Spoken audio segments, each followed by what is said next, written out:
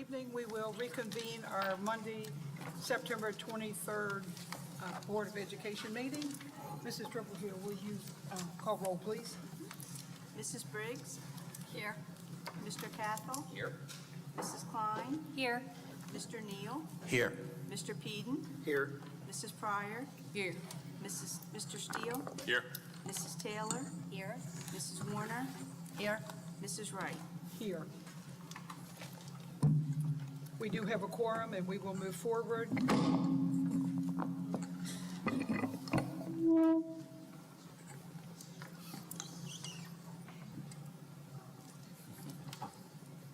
.02, approval of the agenda for September 23rd, 2024. So moved. Second. We have a motion and a second. All those in favor signify by saying aye. Aye. Opposed? That is unanimous. 3.03, if we would all rise, please, for the Pledge of Allegiance.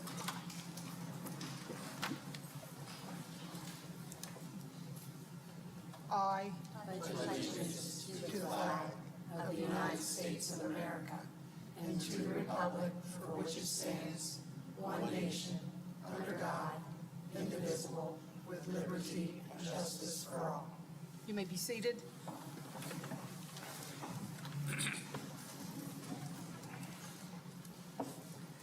.04, approval of the regular meeting minutes for August the 26th, 2024, and the executive session minutes of August the 26th, 2024. So moved.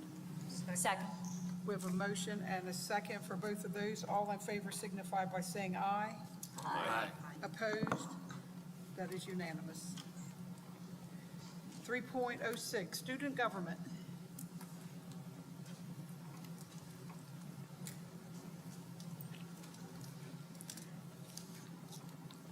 Good evening. My name is Stella Yannick, and I am here to represent the Indian River Student Council as their active president.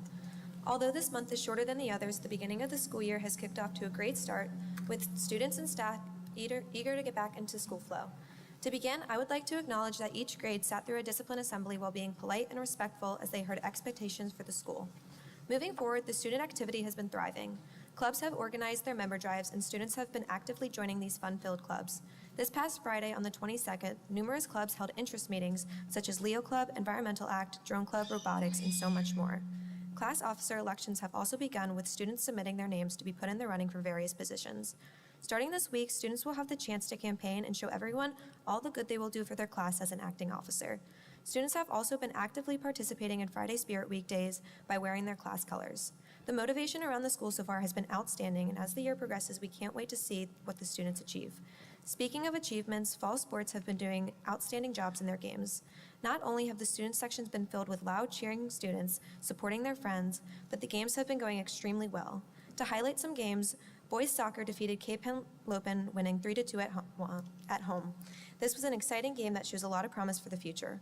Also, I would like to shine a spotlight on our football team, who beat Polytech last Friday with the final score being 41-17. Winning that game was a big accomplishment, seeing as Polytech was the one to beat, and with our football players' hard work and dedication, we got it done. To continue, a more specific part of our student body, a group of hardworking seniors organized a senior sunrise. 15 admin and over 40 seniors showed up to the football field and watched the sunrise together as a group to kick off the start of their final year. Seniors have started working on college applications and scholarships, and the sunrise was able to symbolize how this is just the beginning of a great year and that we are all in it together. The last topic I would like to mention tonight and make an important highlight of is the new culinary pathway being offered at Indian River High School. This is the first year that students will be taking a class directed toward culinary arts. This class has been very popular among the students, and there have been so many students wanting to take the class that they will have to wait until next semester to start it. To tell you a little bit about what the students will be doing, it starts with Level 1, which is the class they will be taking this year. In Level 1, they will be learning about food safety and understanding the industry, basic kitchen skills such as how to properly use a knife, and basic food preparation, which includes soups and salads. Next year, Level 2 would be offered, and so on. By the time students take the Level 4 class, they will be learning about fine dining foods.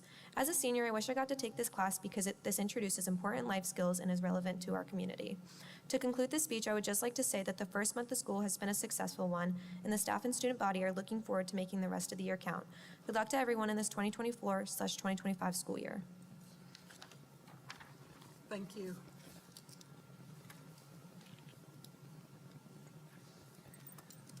4.01, Boy Scout Troop 281, Ingram Pond Service Work.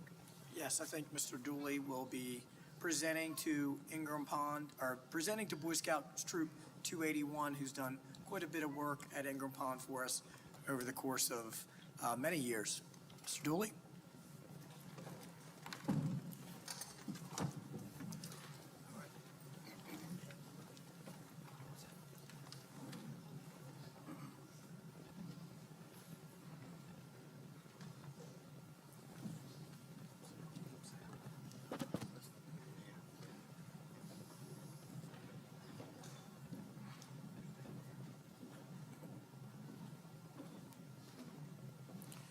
Okay. Ingram Pond is a gem of an asset for the Indian River School District. In addition to the educational opportunities this facility provides to the district, Ingram Pond also benefits outside groups like the local Boy Scouts who are able to interact with nature and with the many critters therein in the pond and woods environments. This year, as in the past, members of Boy Scout Troop 281 donated volunteer time to the care of Ingram Pond. In addition to recreational and merit badge work, they perform cleanup and repair work around the site. We appreciate their efforts with things like clearing paths, mulching, removing briars, repairing signs and structures, trash removal, and beautification efforts. Dr. Donald Hattier has been an invested member and leader of these Scouts activities. To quote Dr. Hattier, many an Eagle Scout project has occurred at Ingram Pond. And so, the Indian River School District hereby formally recognizes Scout Troop 281 for their stewardship of the Ingram Pond facility, and we thank the members who graciously participated in these events, including Dr. Hattier. We have a recognition certificate to present to them.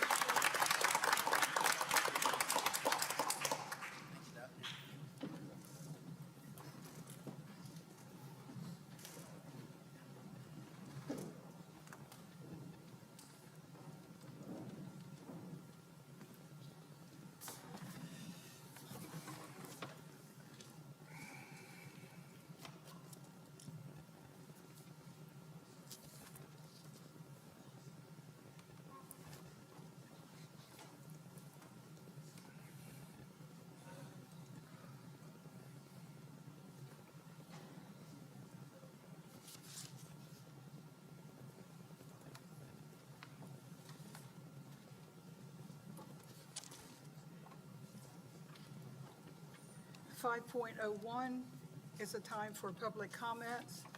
I do not believe we have anyone that has signed up this evening. If there is anyone in the audience that would like to come forth that has not signed up, you can do so at this time.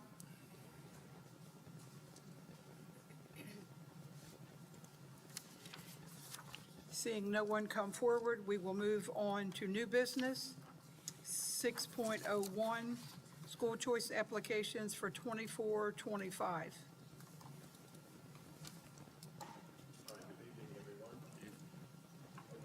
This evening, you will see a total of 9 school choice applications. We are asking to accept 8 of those and decline 1 due to discipline and attendance.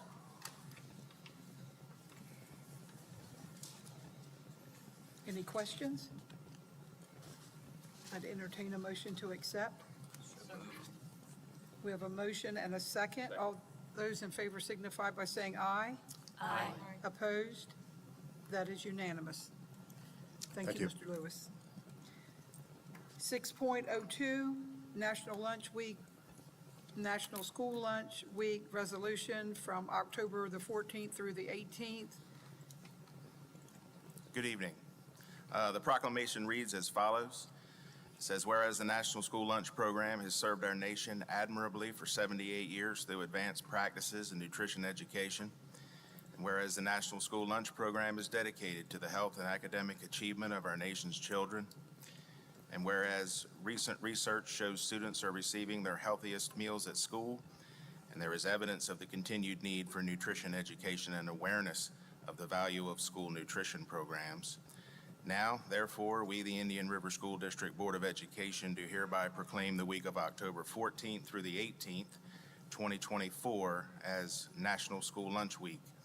And we encourage all residents to become aware of the benefits of the National School Lunch Program and support good nutrition habits for their children in the hope of achieving a more healthful citizenry for today and the future. Signed by Board of Education President, Mrs. Liaga T. Wright. Is it aye?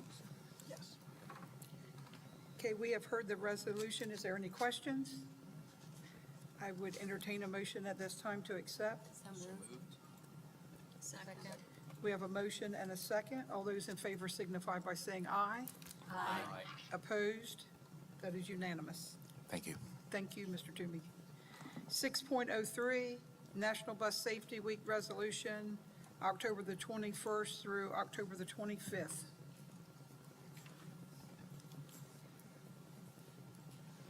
Good evening. School Bus Safety Week resolution reads, whereas the Indian River School District Board of Education wishes to recognize the importance of school bus safety, and whereas the National Association for Pupil Transportation has petitioned every state in the union to proclaim a School Bus Safety Week, and whereas National School Bus Safety Week observance seeks to emphasize the need for increased care when near a school bus and to focus public attention on the importance pupil transportation plays in the total education program, and whereas the Indian River School District will be emphasizing pupil awareness of safe bus riding techniques, loading and unloading laws through the major media sources, school bus standards for school buses, and expanding school bus driver training to protect our pupils during the 2024-25 school year, and whereas the Indian River School District is transporting approximately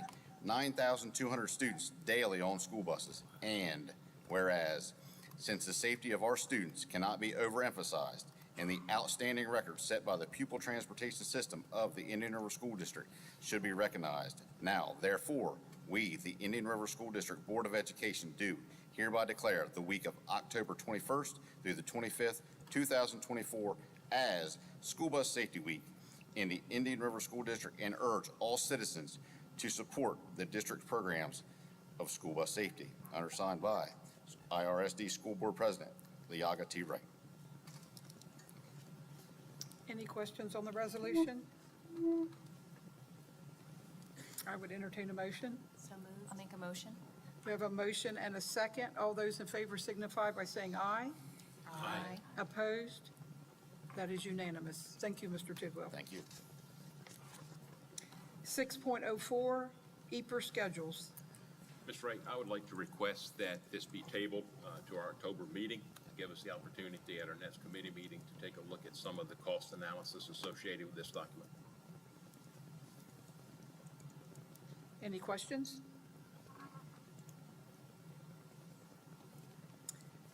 We have a motion, Second. and then we have a second. All those in favor signify by saying aye. Aye. Opposed? That is unanimous. 6.05, Indian River High School's girls lacrosse uniforms. Thank you. This was covered at our recent committee meeting, and it is attached to board docs. Just one uniform this evening, girls lacrosse. It does meet our color standards, does have the, I believe this did have the The flag. flag. Bill? Yes, I see here. So again, this was covered during committee meetings, and we would ask for board action this evening. Any questions? I would entertain a motion to accept. So moved. We have a motion and a second. All those in favor signify by saying aye. Aye. Opposed? That is unanimous. 6.06, Indian River High School Field Hockey Table. Mr. Dooley? Good evening. Let's see, attached on board docs, you will find two drawings in regards to this item. One is a location drawing, and the other is a drawing of the structure itself. This item was covered at a recent Buildings and Grounds Committee meeting with the committee. The Indian River High School is requesting approval to construct a small 6-foot by 12-foot structure on the existing pad at the field hockey field. The structure will be built by the school's construction and manufacturing program and was designed by their instructor. The design is of sturdy quality, is permanently attached to the pad, and addresses the wind load considerations. The cost is very reasonable at $700, which will come from the school's 509 funds. We are seeking board approval for this item. Any questions? I'd entertain a motion. I make a motion that we accept this. Second. We have a motion and a second. All those in favor signify by saying aye. Aye. Opposed? That is unanimous. Thank Thank you, you. Mr. Dooley. 6.07, Sussex Central High School change orders.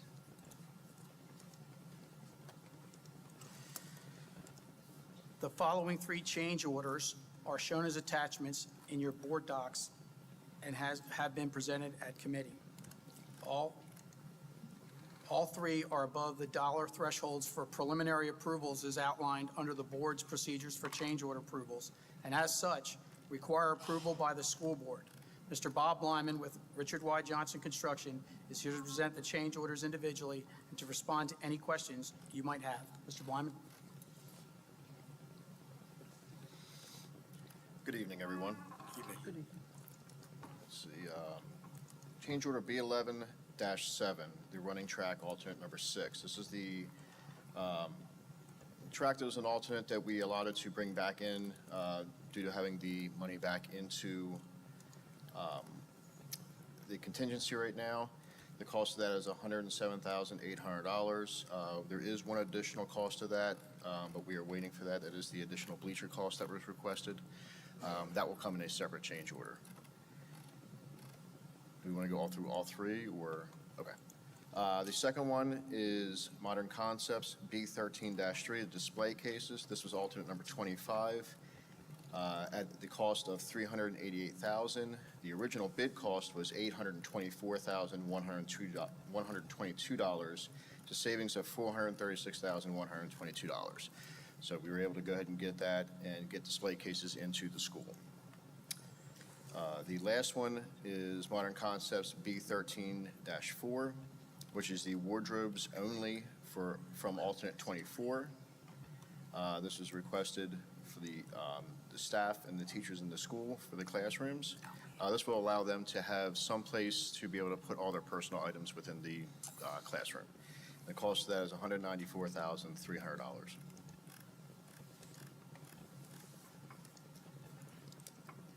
Okay, you've heard those change orders. Any questions? I would entertain a motion to accept. Accept. We have a motion and a second. All those in favor signify by saying aye. Aye. Opposed? That is unanimous. 6.08, Sussex Central High School change order notifications. The following three change orders are shown as attachments in your board docs. All three have been presented before the Buildings and Grounds Committee, and all three are being presented as board notifications as they are below the dollar thresholds outlined under the board's procedures for change order approval thresholds. Mr. Bob Lyman is here again with RYJ to go over those with you. Evening again. The remaining three change orders are as B9B-2 for building concepts. There was some additional blocking required for roof ladders on the existing building. at the cost of $1,904.62. Second one is Nickel Electric for B17-21, welding shop changes. This was some revisions that we did once we met with the instructors and could figure out exactly what they needed, where they needed it, just to kind of make sure that the shop was set up the way they wanted. The cost is $7,802.30. And the last one is Advantech for B-10-5, and this is for the BDA, which is the bi-directional amplifier. This is for the 800 megahertz system for the building, so when they test it, the system that we'll have in place will actually allow the radios to work within the building. This was an issue over at Ennis, so right now we're going to go ahead, head this off as fast as we can, get it tested, and then go from there. The cost of that is $78,500. Okay, you've heard those notifications. Any questions? All right, then entertain a motion to accept. I'll make a motion. We have a motion and a second. All those in favor signify by saying aye. Aye. Aye. Opposed? That is unanimous. Thank you. Thank you.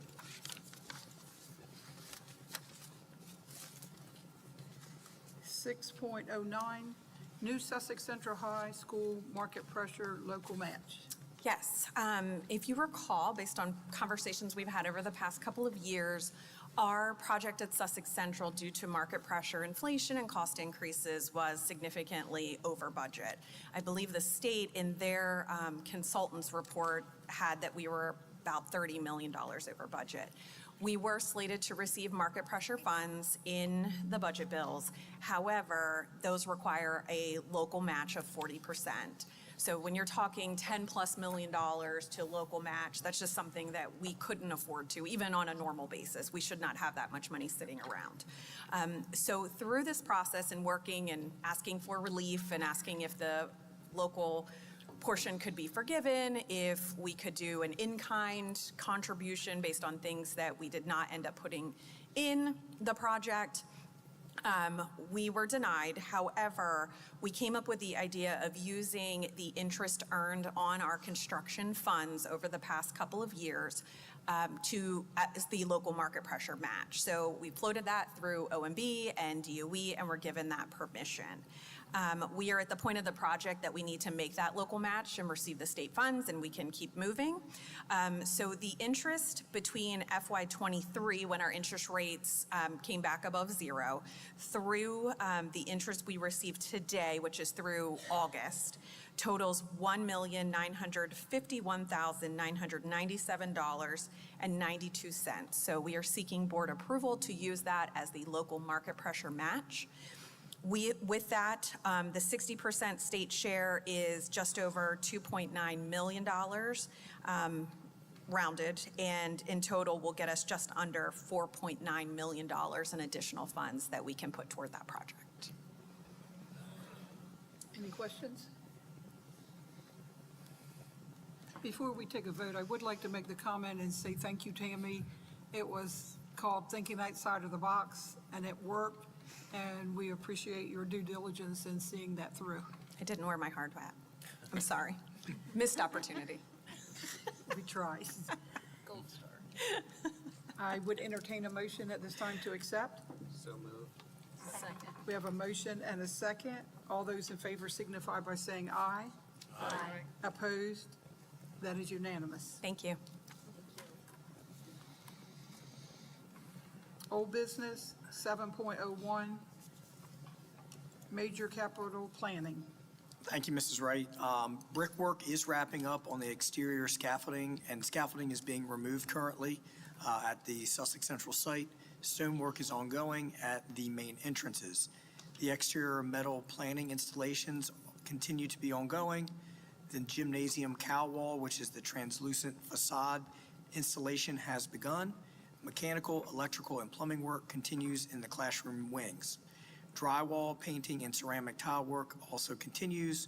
Window and curtain wall installation continues within our classroom wings. Kitchen equipment has been arriving on site and being installed. Roofing is substantially complete at this time. The auditorium sound, lighting, and rigging upgrades are 80% complete. West side base coat paving is complete, and the sidewalk installation continues in the rear of the building. The installation of the athletic fields are ongoing as well, and our executive group continues to meet monthly with RYJ to explore cost-saving construction alternates and project obstacles.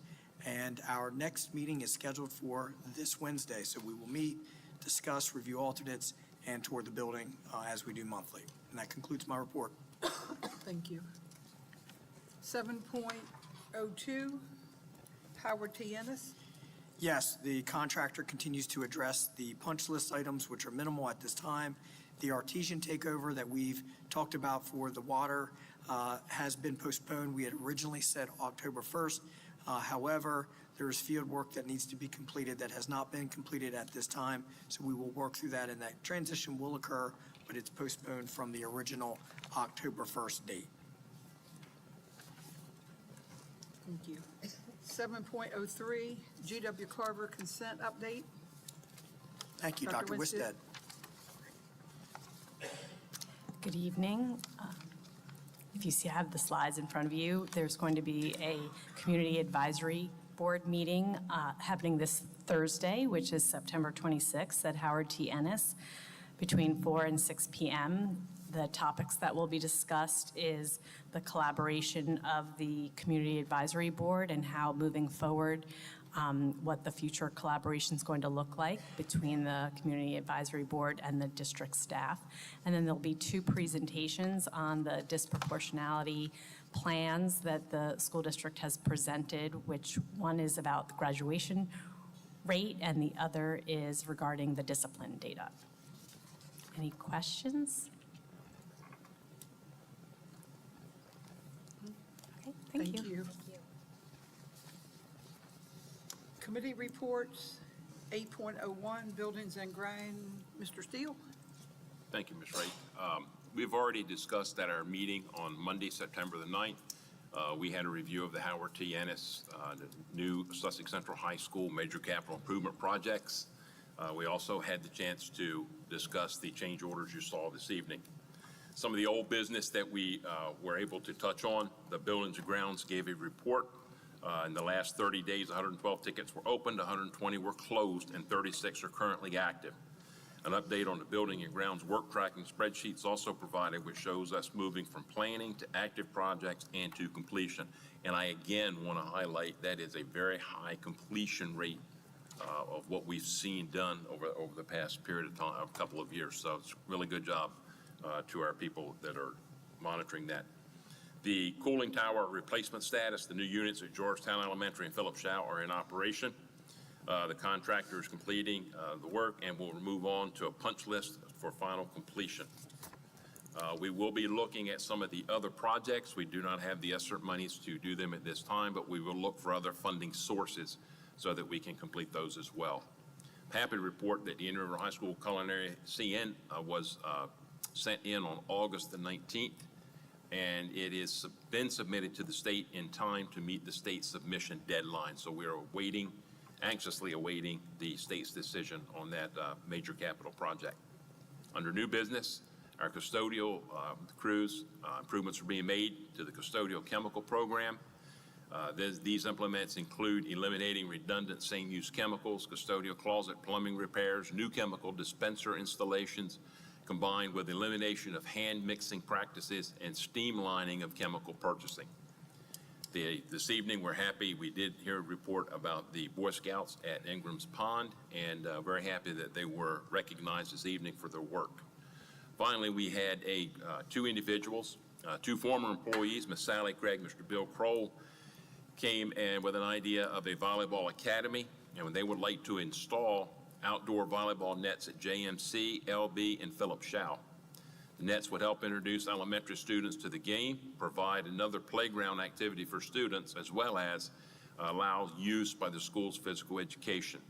We did ask them to talk to some of the building principals and to bring more information back to the committee at our meeting coming up in October. And that meeting is on Monday, October the 14th at 5 p.m. Thank you. Thank you.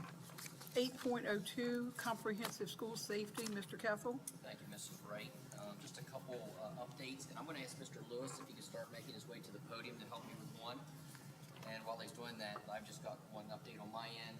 So between August 29th and September 13th, we've had 8 of our schools complete their tabletop exercises. So Mr. Lewis, I know we've had the opportunity to use the new weapons detection systems at least one football game at each of the high schools. And I'm curious if you could give us an update on how that went. Sure. We used the very first home game at Sussex Central High School. Had a lot of people attend the games. I thought it went very well. A lot of people passed through the system. We got a lot of feedback from the public. You know, they really appreciate what we were doing. Last week we were here at Indian River High School, and basically the same thing. Got a lot of positive feedback from the public by using these weapon detection units. I know there's some growing pains with things like this. How did it go overall as far as the implementation? Was it pretty smooth? Yes, you know, we had the training that was conducted by Advantech, and our constables are basically, along with the building principals, are monitoring the folks as they walk through. And if the system should activate, you know, they'll walk to a secondary scanning area where they are scanned additionally to see if they have any contraband on them. You know, we had the signage up, so everybody, you know, the public sees that. So we're very well prepared to go into the next season, into our winter season for these as well. Well, I wanted to thank you, the constables, and all our law enforcement team for implementing that and for it going so smoothly. So thank you all very much. Yeah, we appreciate that. Like I said, our constables play a huge part of that because they're part of the scanning process and the secondary scanning. And our building principals who are there, they're monitoring the people coming in. And also, you know, as you can imagine, at the beginning of the football season, there's a lot of fan attendance. So the building principals have to monitor the lines as they walk through those scanning devices. Mr. Cathell, if I may, Yes, I sir. attended the first Sussex Central game, and I must say it was very smooth. You know, they had the barriers or whatever that you walk through to get into the game, which I thought helped a little bit with organization anyway. But walking through, it was very smooth, and I'm happy to say I did not trigger that system. But again, thanks to the staff, I think it's going to help enhance safety. Anything we can do to enhance safety, I'm all for it. So thanks, Mr. Lewis, for all your efforts in that. Thank you, sir. Thank you. That's all, Mrs. Wright. Thank you. 8.03, Finance, Mr. Peden. Yes. We discussed uniform replacement for the Indian River High School girls lacrosse team, and that was previously approved by the board. The Georgetown Middle School received a very generous grant from the amount of $10,000 from the CrossFit Foundation. The grant is for the purchase of gym equipment and related materials. We discussed the APR schedules that were tabled earlier this morning or this evening. We discussed preliminary budget for the district, and Ms. Smith will discuss that later in financial reports. We've reviewed the August 31st financial reports, and those will be discussed later by Ms. Smith. And discussions were held regarding community adult education self-sustainment, anticipated referendum timing and advertising process, and other possible revenue sources such as utility grants. That concludes my report. Thank you. 8.04, Curriculum, Mr. Neal. Thank you. I'm going to ask Dr. Jones and Ms. Dorman to make their way. The committee met on Monday, September 9th. We talked about the Indian River School District student data, which they're going to be sharing, and next steps. We also got an update from our special education department, and that included the special programs that exist within our district, which I think is, you know, very good to know. We have IRAP at John M. Clayton, Georgetown Elementary, and Georgetown Middle. We have camp programs at Sussex Central, High, Indian River, SDSA, and Millsboro Middle. And then we have, of course, Ennis programs in several different locations throughout our district. We have High Roads at John M. Clayton, Georgetown Middle, and then our district ILC at Georgetown Middle. So with that said, I'm going to turn it over to Ms. Dorman and Dr. Jones, who will present our data, the student data. Thank you. So you should have the PowerPoint slides in front of you, and we're going to begin by sharing some information regarding the scores that you will be seeing this evening. So these are DESA scores, which is the Smarter Balanced Assessment in elementary, middle school, and SAT for the high school. The data that you're seeing are proficiency scores. These are one of the reports of scores provided to school districts, but this is what is made public through the Delaware Department of Education. So as you look at these slides, keep in mind this is based on proficiency rates, which means they're comparing, for example, this year's 7th grade performance with last year's 7th grade performance. It's not comparing student to same student. It's different sets of students. The Delaware School Success Framework focuses on other methods of data calculation, and one of those is growth, where then you would take a look at how this year's 7th grade students performed last year as 6th grade students. These slides do not include that information, but that is another element that's included in the School Success Framework when it used to be called the report card for each of our schools, but it's how their accountability measures are determined. All right, good evening. So we're going to look first at the elementary ELA data. So we're going to first look at 3rd grade, and you will see Delaware on the far left, Indian River as a whole group, and then we have broken it down by our elementary schools. John M. Clayton, East, Georgetown Elementary, Long Neck, Lord Baltimore, North, Philip Shao, and on the far end is SDSA. You'll also note there's that red line that runs across the bars. That is so that we can see how we compare to the state of Delaware overall. And please note, as we go throughout, you'll see that the turquoise is 2019. We skipped 2020 because of COVID, and then 2021 because we were in a hybrid and had not come back completely. And then we pick up with 22, 23, and then 24. So on that first slide, again, that's our 3rd grade ELA. The next slide, same order, and this is our 4th grade percentage of students who showed proficiency, and you will see 5 out of 8 of our elementary schools were at or above the state level of proficiency. On the next slide, you will see our 5th graders who showed proficiency on the DESA assessment, and again, 5 out of 8 of our elementary schools were at or above the state level of proficiency. On the next slide, we start to show and break down data, and it's disaggregated. We have all students, starting on your far left, then Hispanics, African American, white, special ed, low income, and MLs.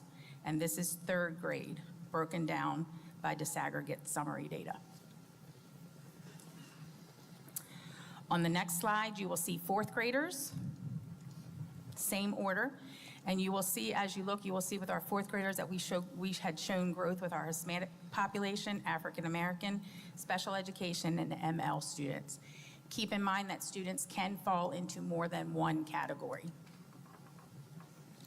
And then for ELA on the last slide, you will see 5th grade broken down by disaggregate data, and you will see that our ML students had an increase from the previous year.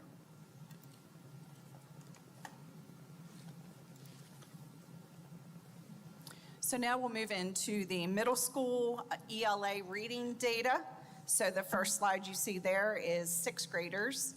And again, similar order, Delaware on the far left with Indian River School District, and then you have Georgetown Middle, Millsboro, Selbyville, and School of the Arts. The state performance is that red line, just as it was with elementary. You'll notice in 6th grade, 3 out of 4 of our schools were at or above state performance. And then moving into 7th grade, same, 3 out of 4. And with 8th grade, 3 out of 4. So now as we look at the disaggregated data for our middle schools, You have the same order here of your subgroups of students, and again, reiterate that a student could be an Hispanic student, but also low income and ML. They could meet multiple subgroups in this data. You'll notice that with sixth grade disaggregated data, we see growth with our ML and African American students. They were our underperforming groups last year, and that is where we put a lot of focus this year in the secondary schools. And then with seventh grade, we see we either stayed the same or slightly dropped in those subgroups. And then with eighth grade, we see tremendous growth with special education, low income, and ML.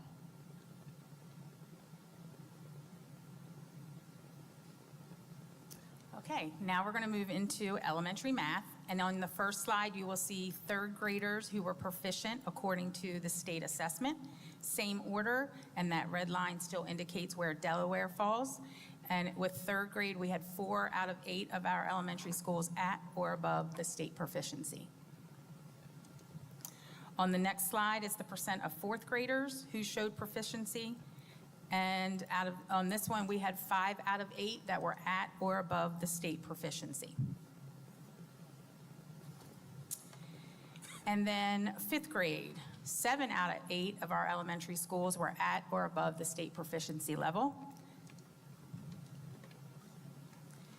And then we break it down with the disaggregate data. So you will see first the third graders who showed proficiency, same order, all the way to the far left, to the MLs on your far right.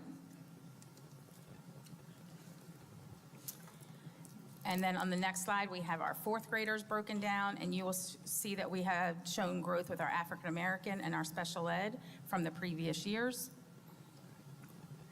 And then we have our fifth grade, and you will see that our Hispanic, white, low income grew compared to the previous year.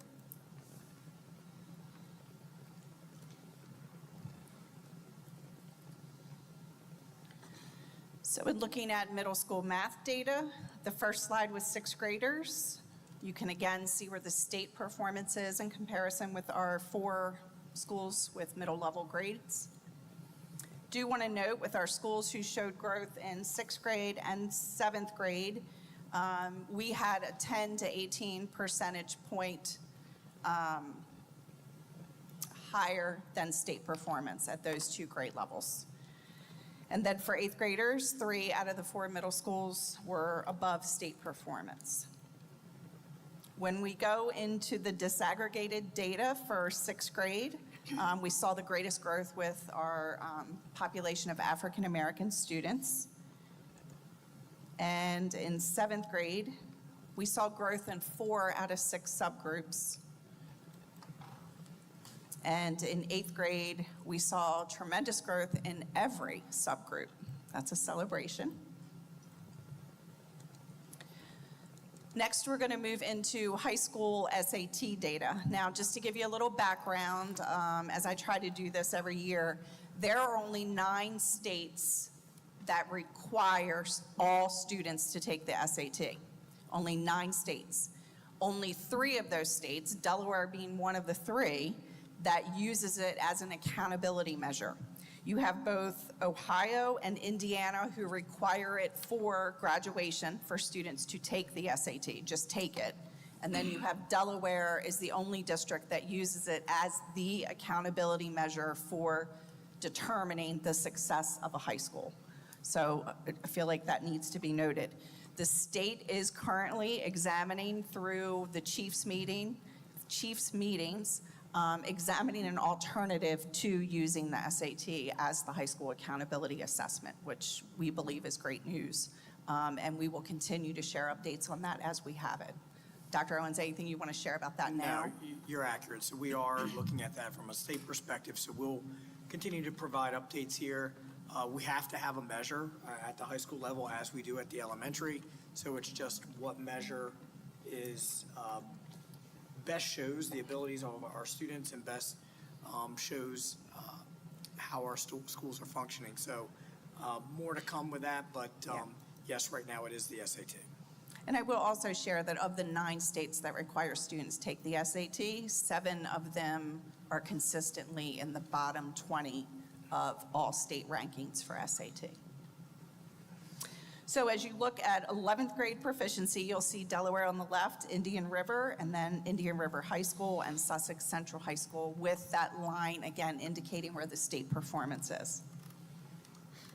When you move into disaggregated data for reading for Indian River High School, on the next slide, you'll see that there was tremendous growth with African American performance, students with disabilities, and low income. And then reading for Sussex Central High School, you'll notice growth as well with African American and low income students. These were focused subgroups of both of those schools. Looking at the math data, we are at or above where the state is performing. And in looking at Indian River's subgroup performance, again, those same subgroups, Hispanic, African American, and low income showed tremendous growth. And Sussex Central should be on your next slide. So now we're going to talk our next steps as a department and what our focus is this year. All right, as Dr. Jones shared, looking at the data is the first step in the process, but it's also important to think about what are we going to do to support students who are in need and may be struggling. So the work really began this summer. We worked with our administrators at our Admin Institute with analyzing the data, had them go back so that they're going to be able to share that with their school teams in the hopes of helping to develop a school success plan. But one of the things we worked with the administrators on was focusing on, staying focused on 2 areas predominantly, which was our Tier 1 and using data to drive our instructional planning within the classrooms. And we're very fortunate in our district to have high quality instructional material at the elementary level. We are in our 2nd year with our new reading program, CKLA. We have the newest edition for Bridges, which is the 3rd edition and is considered a high-quality instructional material. And we also have Amplify Science for our science curriculum. Social studies continues to be a work in progress, but we do use the state-recommended resources to support, and we bring teachers together and helping to develop lessons and plans that will support social studies instruction. So focusing on Tier 1 and purposeful planning, and then we've made a shift from making sure that when we look at the data and we have interventions from not just pushing kids out of our classrooms, but keeping them within the core so they're not missing the major instruction, but ensuring still that they're getting interventions that meet their needs. Focusing our PLCs so that we become more data-driven during our PLCs and in real time can make instructional decisions that impact student learning. And we also recognize the need for supporting students around social-emotional learning. And so Nika Reed has worked with our school counselors and mental health counselors around developing a plan that supports the core with social-emotional learning, and we're using a program called Rethink Ed. So another piece of work that we do with administrators every summer is we talk about what are those driving principles that we need to keep in mind in order to make sure we're focused on the work that is going to help all students succeed. So in the next 2 slides, what you will see are products of the work that all of our administrators did on determining what are those driving principles for Tier 1 instruction and also for the data-driven PLCs. And then what do they agree to as sort of, we call them non-negotiables, like we're all committing ourselves to these action steps, and they should appear in their daily work and in their school success plans and goal setting. As you have time to read through those driving principles and non-negotiables, we would certainly be willing to answer any questions that you may have. But again, those stem from our Administrative Institute. And then finally, that last slide is just a visual to show this is the cycle of the work that we do and what we're trying to promote through the PLC so that we do have the stronger daily Tier 1 instruction. So at this time, we'll take any questions you might have. Any questions? I just want to thank you for all your hard work on compiling all the data that really helps us understand where our students are standing. It's very, very impressive. Thank you. Our next meeting is going to be Monday, October 14th at 4:30, and that concludes our report. Thank you. Thank you. Thank you.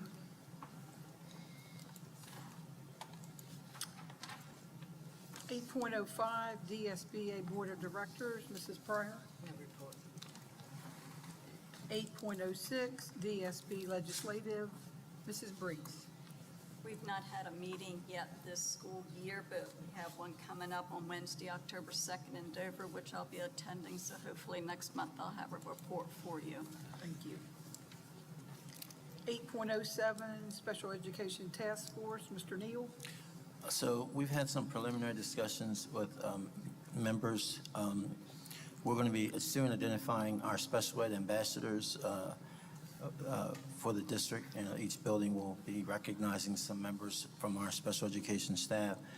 And one of the things that we're going to be discussing, and I'll be bringing it to the board, is we're going to be transitioning from a task force to a committee. We've been a task force since its inception, and a lot of great things have happened in this district. We've really done a good job of recognizing members of our special ed staff who do great work. We think at this point, we're ready to become just a standing committee. So stay tuned for more information on that. Okay. 8.08, policy, Mrs. Taylor. Sure. The policy committee met on September 9th at 4 o'clock at the Early Learning Center in the cafeteria. The minutes were approved, and then we moved on to look at 4 different policies. The first policy we looked at was JECCA, school choice. Mr. Lewis proposed changes to add the definition of persistently dangerous school and a 60-day window to submit address changes. The board is being requested to proceed with the first reading on this. Board members questioned acceptance of school choice for schools at or over 85% capacity. It was suggested that given the continued growth of the high schools, we decline all school choice applications for Indian River High School and Sussex Central High School. Further discussion ensued, and Dr. Owens will further discuss this issue with the board. The second policy we looked at was IGDJ, band and interscholastic athletics, uniforms, and logos. Mrs. Blannard discussed the request by Mr. Williams to add an additional logo for the Indian River to the branding and style guide. We will proceed with the first reading. There also was some discussion concerning requests to add the color black to the uniform colors. It was then discussed that the current color combinations are blue, gold, white, and green, gold, white. Parameters are set because of the significant number of requests made to change colors. So we will stick with the traditional colors. The next policy we reviewed was JG2, gang presence, promotion, and activity. We discussed changing that to include time required to complete the training. So within 1 year of hire date, all new employers will complete the DOE required training.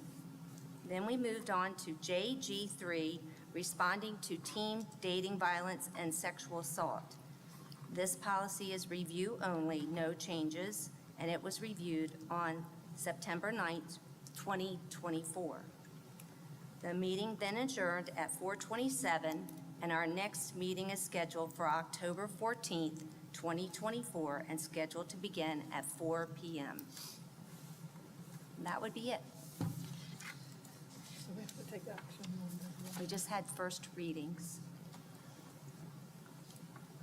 So no board, No action this. right, this Okay. evening. Thank you. You're welcome.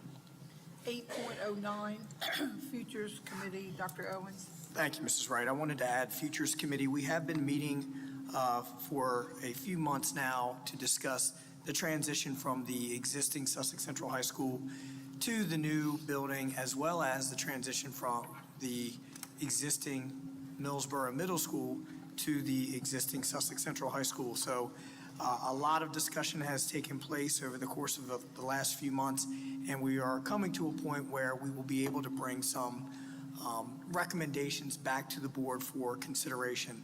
We do have a Futures Committee this Wednesday evening. Some of the things that we'll discuss that we've discussed previously, but try to lock into a name for the new middle school at the existing Sussex Central High School.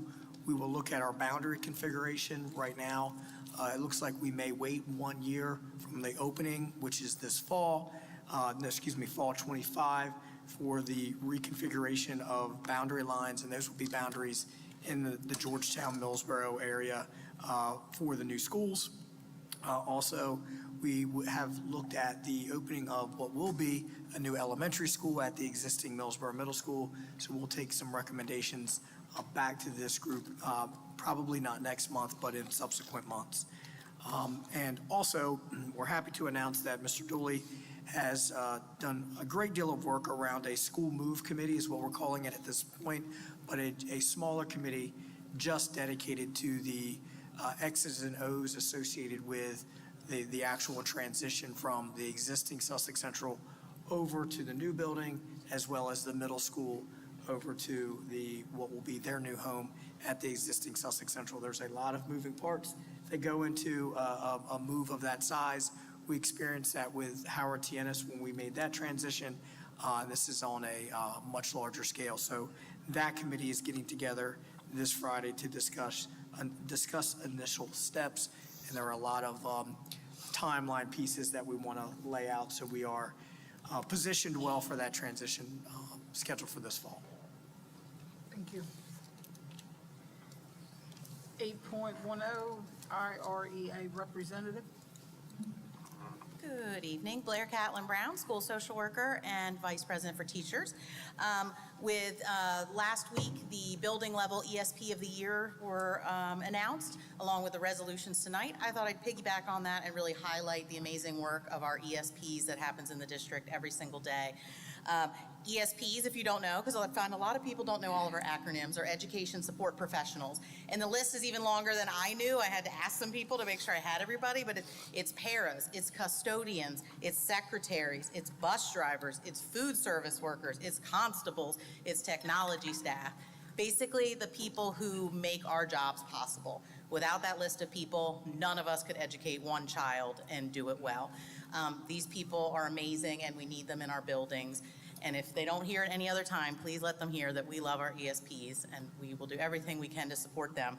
And I wanted to put something on your radar. We're excited that it should come to the board for your approval later this year. DSEA is working on an ESP Bill of Rights. Cassie Queen and Amy Johnson are two ESPs here in Indian River who are on a work committee. The whole goal of the Bill of Rights is to simply give visibility and respect to ESPs.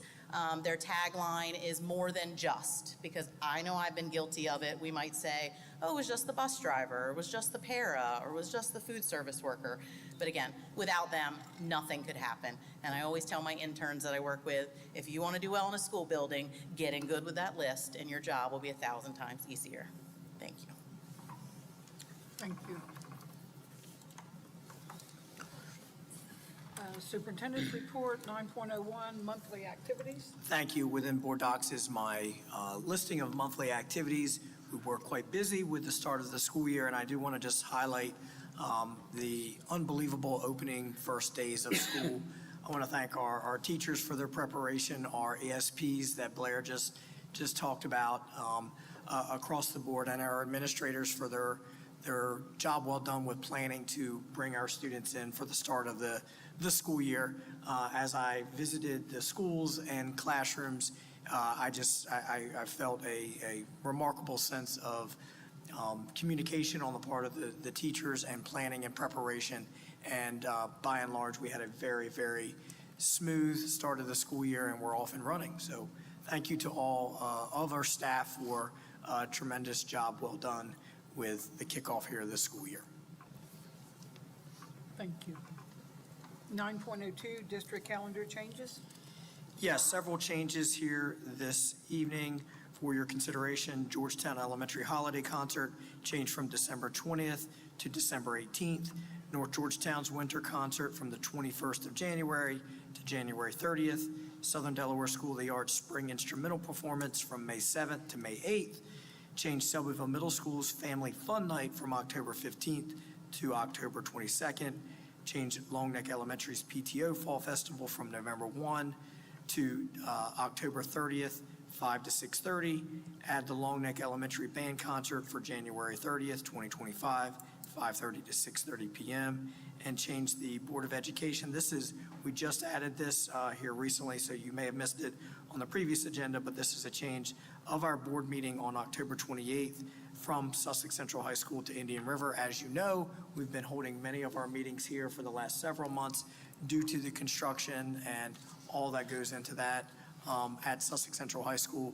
If you have not been by, the auditorium is filled with scaffolding and dust and paint, et cetera, in preparation for those renovations. So they're working hard, and we will not be able to get in there for the next couple months. So we do need to ask you to change to the board meeting to here at Indian River High School again on October 28th. So those changes do require board consideration this evening. Any questions on the calendar changes? All those I take a motion to accept. So moved. We have a motion and a second. Second. All those in favor signify by saying aye. Aye. Opposed? That is unanimous. Thank you, Dr. O. Thank you. Financial reports, 10.01, financial summaries for month ending August the 30th of 2024. Yes, these reports are all on board docs. So for part one, reports are through August 31st. We were 17% of the way through the fiscal year. We had received $116.5 million in total revenue and $10.3 million in discretionary revenue. $525,000 in local tax revenue and $295,000 in interest across the district and NS. We have spent $28.6 million in total expenses, $11.6 million of which were discretionary expenses. We spent $352,000 in our tuition-funded classrooms and $3.3 million in expenses at Howard TNS. Any questions on the summary? I would entertain a motion to accept. So moved. Second. We have a motion and a second. All those in favor signify by saying aye. Aye. Opposed? That is unanimous. 10.02, detailed information for month ending August 30th. For part two, our student activity funding has an unencumbered balance of about $64,000. Our ESSER 3 funding, at the end of August, we had spent $30.8 million, spent and encumbered, and had about $2,400 remaining. That is all spent out now, and again, that expires September 30th of this year, so next week. We have $3.1 million in federal funds available. We have not yet received our FY25 allocations for those, and we are holding approximately $1.3 million in donations and internal accounts. Any questions? I would entertain a motion to accept. So moved. Second. We have a motion and a second. All those in favor signify by saying aye. Aye. Opposed? That is unanimous. 10.03, major capital improvements for month ending August 30th. For the month of August, we had paid out $4.7 million in expenses from our construction allocation, and actually recoded $750,000 out of construction for cafeteria equipment that is being covered by our nutrition services. Any questions? I'd entertain a motion. So moved. Second. We have a motion and a second. All those in favor signify by saying aye. Aye. Opposed? That is unanimous. 10.04, minor capital improvements for month ending August 30th. With our allocations available, we've spent and encumbered approximately $4.3 million and have about $289,000 remaining. Again, we should get our 25 allocation in November. So that's 23 and 24 funds. Any questions? I'd entertain a motion to accept. So moved. Second. We have a motion and a second. All those in favor signify by saying aye. Aye. Opposed? That is unanimous. 10.05, fiscal year 2025 preliminary budget. So these are the preliminary budgets for FY '25. We compiled them using multiple sources of data. At a bare minimum, we use the DOE unit count guarantee. That is 98% of the estimated units that they estimated we would have back in the spring. As of today, we are generating more units than that. However, September 30th is the final for that, so we will have a more solid number next week. Any increases to those, which we are expecting, will be reflected in the final budget. But for now, we use that to develop the budget. For some of the more specific units, we used last year's as estimates.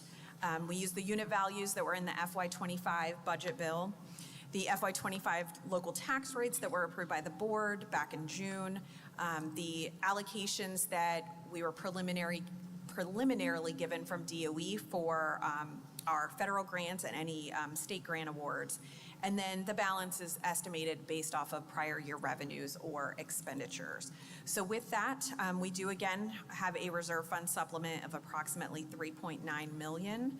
The total budget is $221.6 million, with $61 million of that being the discretionary budget. Any questions on the budget? Preliminary budget. I would entertain a motion to accept. So moved. Second. We have a motion and a second. All those in favor signify by saying aye. Aye. Opposed? That is unanimous. 10.06, fiscal year 25 preliminary budget for Howard T. Ennis. Yes, Howard T. Ennis is developed in a similar manner. It's just much smaller. So we use last year's units as estimates. For this year, again, the unit values in the FY25 budget bill, and then estimates based off of prior year revenues and expenses. They also have a reserve supplement of just under $250,000. However, they've built up a reserve over the past few years, so we're monitoring that. I have no concerns there. But the total budget ends up being $19.2 million preliminarily. Any questions? I would entertain a motion to accept. So moved. Second. We have a motion and a second. All those in favor signify by saying aye. Aye. Opposed? That is unanimous. Thank you. Thank you. Communications, 11.01, field trip requests. Yes, as we do monthly, we do have several field trip requests as school's back in session. Just a reminder to our new board members, this isn't all of our field trip requests per board policy. The board needs to take a look at, for approval, any overnight or Sunday field trips. So those are the ones that I will highlight here this evening. Overnight trip by Sussex Central's FFA, September 27th to 28th, Harrisburg, PA. Overnight field trip, Sussex Central FFA, October 19th to 25th. 2024, Indianapolis, Indiana. Overnight trip by Sussex Central wrestling team, December 5th and 7th to Cuyahoga, I believe, Falls, Ohio. Overnight trip by the Sussex Central wrestling team, December 6th and 7th to Quarryville, PA. I did have a question. Those dates are overlapping. It's two different groups of the Sussex Central wrestling team, so they're heading in two different directions. Number 5, overnight field trip, Sussex Central High School's wrestling team, December 13th, 14th, Owings Mills, Maryland. Overnight field trip, Sussex Central's wrestling team, January 10th to 11th, Bel Air, Maryland. And overnight trip by the Sussex Central wrestling team, January 3rd to 4th, Berlin, Maryland. Sunday trip by the IB French seniors, October 27th to Cafe Papillon in Rehoboth Beach. Sunday trip, Indian River High School marching band, October 6th, Allentown, PA. And finally, overnight trip by the Indian River High School FFA, September 24th to 25th to Camp Barnes. And I would ask for board consideration this evening. Any questions on field trip requests? would entertain a motion to accept. So moved. We have a motion and a second. All those in favor signify by saying aye. Aye. Opposed? That is unanimous. Personnel, 12.01, the personnel agenda for September 23rd, 2024. Any questions on the agenda? I would entertain a motion at this time to accept. So moved.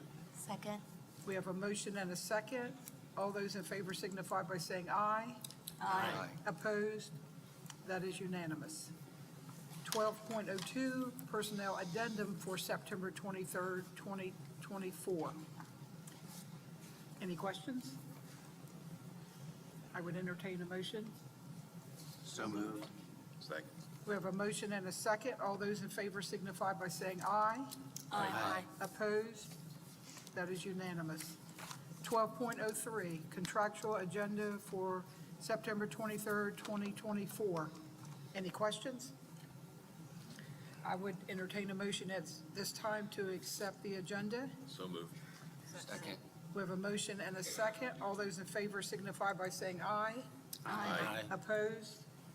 That is unanimous. 12.04 needs no action. It's just a notification of our upcoming retirements.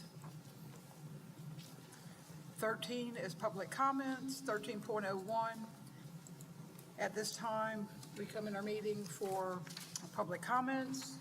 We do not have anyone that has signed up, but if there's anyone in the audience that wishes to speak, they may come forward at this time.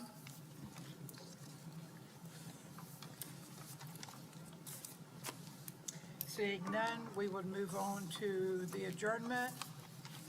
Nothing else to come before the board. Mrs. Wright, if I may, can I give a reminder that October 5th is our first ever We Are IRSD Day. The schools have done a really nice job with planning for this event. There will be vendors there, the community will be there, various agencies. Our schools will each have displays, tables, games, food. Transportation is arranged at various hubs within our schools. So we are really excited about that day, and I just encourage everyone to come out October 5th, 10 a.m. to 2 p.m. and enjoy all that We Are IRSD has to offer. And we're excited about that event, so please join us. Thank you. Thank you. Nothing else to come before the board. I would entertain a motion to adjourn. So moved. So moved. We have a motion and a second. All those in favor signify by saying aye. Aye. Opposed? That is unanimous.